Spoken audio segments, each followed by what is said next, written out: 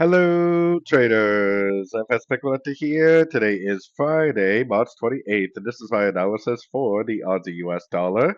If you haven't done so already, definitely do check out my free Discord channel, link down here in the corner at the end of the video. And also, don't forget to take a look at my website, fxpipcollector.com, if you'd like to gain access to all these benefits listed below and more.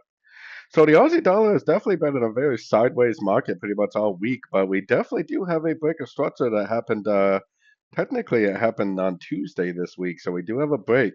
So that tells me that the momentum is up right now.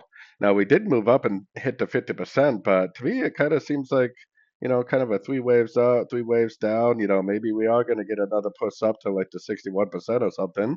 And I still think there is a chance that it will end up pushing down, but for now at least on the shorter time phase, we'll see what happens. We got some pretty decent news today, so kind of almost seems like it should push up, grab some liquidity from these highs, then maybe go down and grab these lows before potentially it ends up going back up towards the top of this channel. We have a lot going on next week on the news calendar, including tariff news and non-farm payroll, so we'll see what today's news does. It might just be setting itself up for next week's bigger news.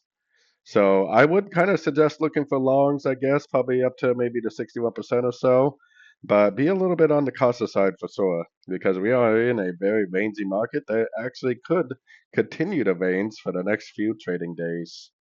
So anyways, don't forget to like and subscribe, and as always, thank you for watching and happy trading.